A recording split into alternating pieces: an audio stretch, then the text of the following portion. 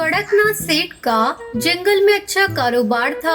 उसके घर में रुपए पैसे धन दौलत की कोई कमी नहीं थी। कड़कनाथ सेठ आजकल अपने इकलौते बेटे कालू कौवे के लिए एक सुंदर सी चिड़िया ढूंढ रहा था।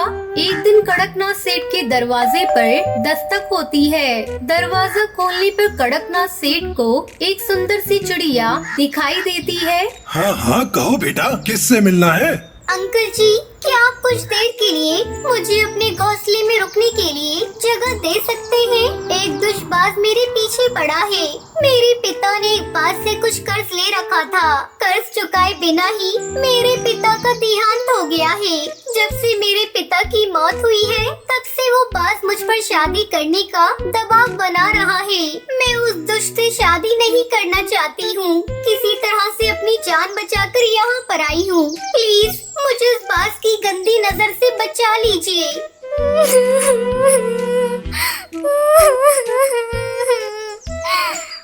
इतना कहकर टुनटुनी चिड़िया फूट फूट कर रोने लगती है।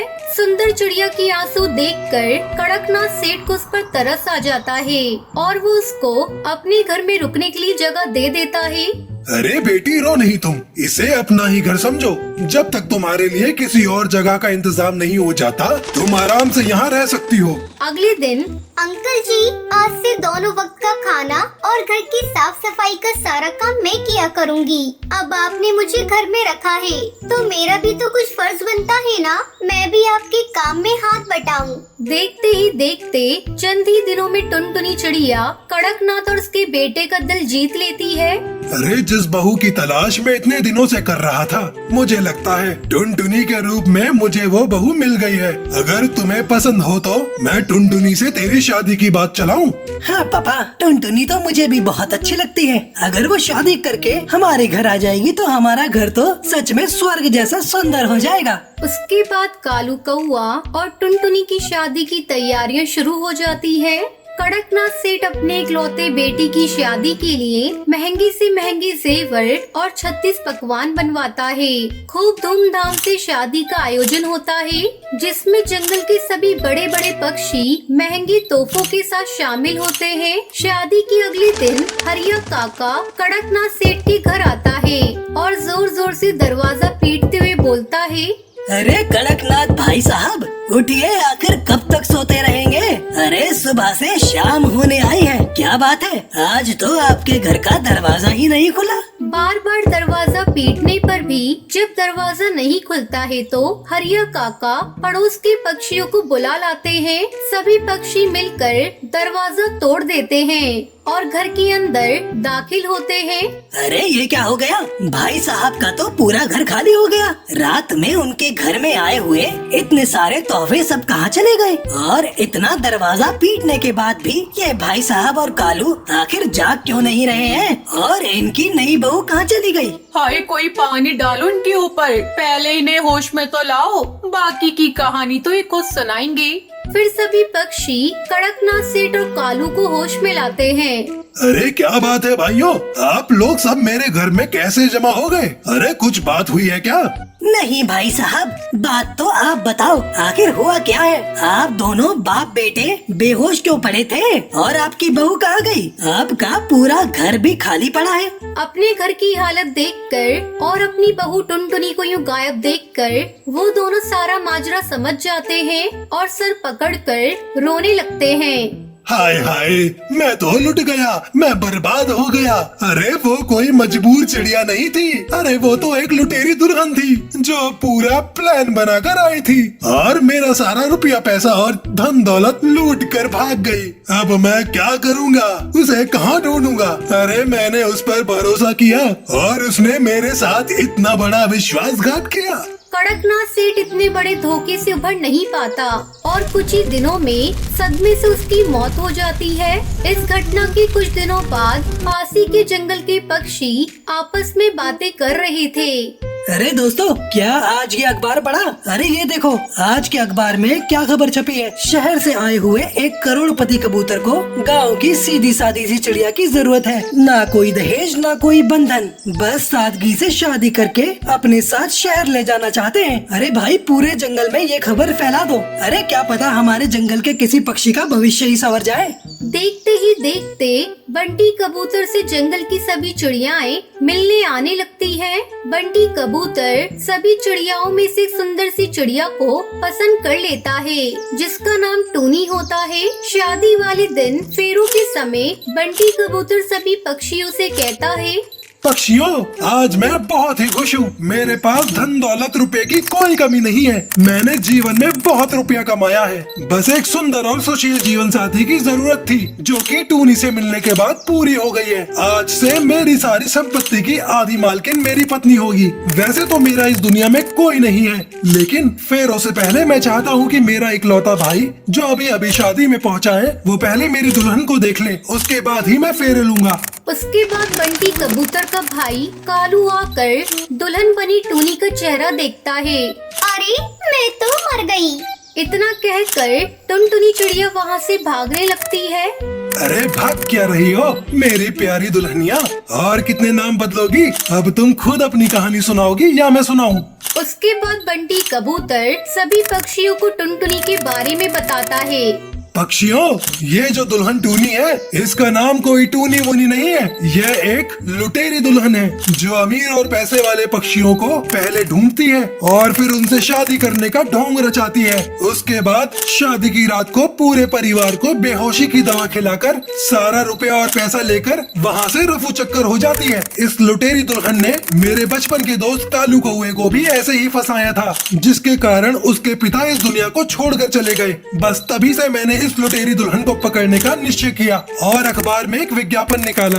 मैं जानता था कि ये जरूर मुझसे शादी करने के लिए आएगी। बस इस तरह मैंने योजना बनाई और इस लुटेरी दुल्हन को सबके सामने ले आया। बंटी कबूतर की बात सुनकर सभी पक्षी उस लुटेरी दुल्हन को पुलिस के हवाले कर देते हैं। बाद में कालू को उसके घर से अपना लूटा हुआ रुपया और जेवर भी वापस मिल जाता है। फिर वो अपने दोस्त बंटी कबूतर के साथ खुशी खुशी रहने लगता है। चंपक वन के जंगल में टूनी चिड़िया अपनी बेटी टुनटुनी चिड़िया के साथ रहा करती थी। टुनटुनी चिड़िया बहुत ही बदतमीज चिड़िया थी। वो अपनी माँ की कभी इज्जत नहीं करती थी। एक दिन जब टुनटुनी चिड़िया कॉलेज से आती है, मॉम, आज मेरा कमरा क्यों गंदा है और मेरी बेडशीट भी नहीं बदली गई? अरे बेटा, वो नौकरानी को याद नहीं रहा होगा, इसलिए छूट गया। तो ठीक है, नौकरानी को जल्दी बुलाइए और उनसे कहिए कि बेडशीट बदल दें। अरे बेटा, वो तो चली गई, तू खुद ही बदल लेना। ये क्या कह रही हो मॉम? मैं यही सब काम करूंगी अब। वो नौकरानी चली गई तो क्या हुआ? आप इस बेडशीट को बदल दीजिए।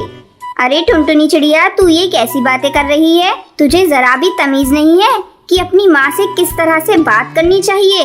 मॉम, वो सब मैं कुछ नहीं जानती। मैं वॉशरूम जा रही हूँ, तब तक आप मेरा बेडशीट बदल दीजिए।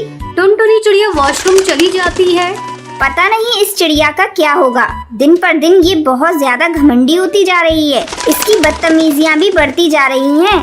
अगले दिन कॉलेज जाते समय टुनटुनी चिड़िया अपनी माँ से कहती है, मॉम, 10,000 रुपए देना तो।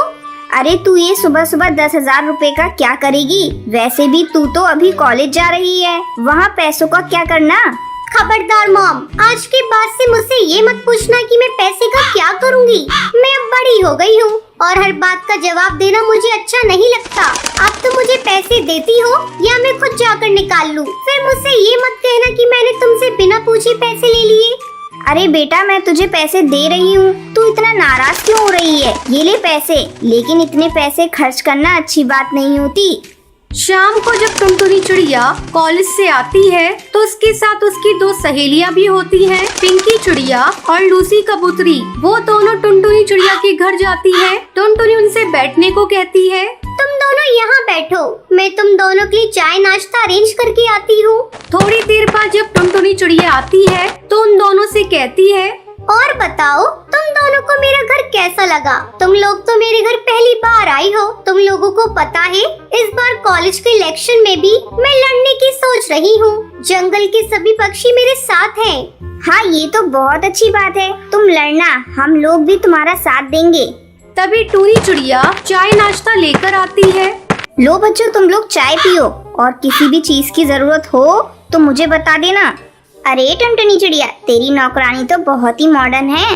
अरे तो छोड़ ना इन सब बातों को, चल तू चाय पी। टूनी चिड़िया अपने लिए नौकरानी शब्द सुनकर बहुत ही दुखी होती है और बिना कुछ कहे जाने लगती है। तभी टूनी चिड़िया लूसी कबूतरी से टकरा जाती है और चाय लूसी कबूतरी के ऊपर गिर जाती है। तभी टुनटुनी चिड़िया गुस्से में कहती है, ब्लडी चिड़िया, देखकर चल भी नहीं सकती, एक काम ढंग से नहीं होता। अरे टुनटुनी चिड़िया, तू इतना नाराज क्यों होती है? लग गया होगा बेचारी से, और इनसे गलती से गिर गया तो इसमें नाराज होने वाली कौन सी बात है? मैं अभी जाकर वॉशरूम में इसे साफ कर लेती हूँ।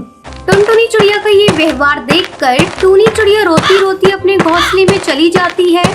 टुनटुनी, तूने अपनी काम वाली बाई को बहुत बोल दिया, उसे इतना नहीं बोलना चाहिए था। वे बेचारे गरीब होते हैं, लेकिन इसका मतलब ये नहीं हम इनकी इज्जत करना छोड़ दें। मैं जाकर उनको समझाती हूँ। लूसी कबूतरी टूनी चिड़िया के पास जाकर कहती है, देखिए, मैं टुनटुनी चिड़िया की तरफ से आपसे माफी मांगती हूँ। वो थोड़ी घमंडी टाइप की चिड़िया है, इसलिए उसने आपको इस तरह से बोल दिया। प्लीज आप रोना बंद कर दीजिए। बेटा, रो नहीं तो और क्या करूं, जब अपनी ही बेटी मुझे नौकरानी समझ रही है। क्या कहा आंटी आपने? टुनटुनी चिड़िया आपकी बेटी है? प्लीज आंटी, मैंने आपको गलतफहमी में नौकरानी कह दिया, मुझे माफ कर दीजिए। बेटा, इसमें तुम्हारा कोई दोष नहीं, मेरी किस्मत ही ऐसी है। टुनटुनी के पापा के जाने के बाद मैंने ही टुनटुनी चिड़िया को जिद्दी बना दिया और वो अच्छे बुरे की समझ भूल गई। तभी वहाँ टुनटुनी चिड़िया और पिंकी चिड़िया आती है। छी टुनटुनी चिड़िया, मुझे तुमसे ये उम्मीद नहीं थी। आज तुमने अपनी माँ के साथ बहुत गलत व्यवहार किया है, कल को हमारे साथ भी तुम ऐसा ही करोगी। मैं तुम जैसी बदतमीज और घमंडी चिड़िया से दोस्ती नहीं रख सकती। वहीं पिंकी चिड़िया भी टुनटुनी चिड़िया को खूब सुनाती है। ये सब सुनकर टुनटुनी का सर शर्म से झुक जाता है और वो अपनी माँ से माफी मांगती है। माँ, मुझे माफ कर दीजिए, अब मैं कभी भी आप पर गुस्सा नहीं करूँगी। ये सब सुनकर पिंकी चिड़िया और लूसी कबूतरी बहुत खुश हो हैं और इस तरह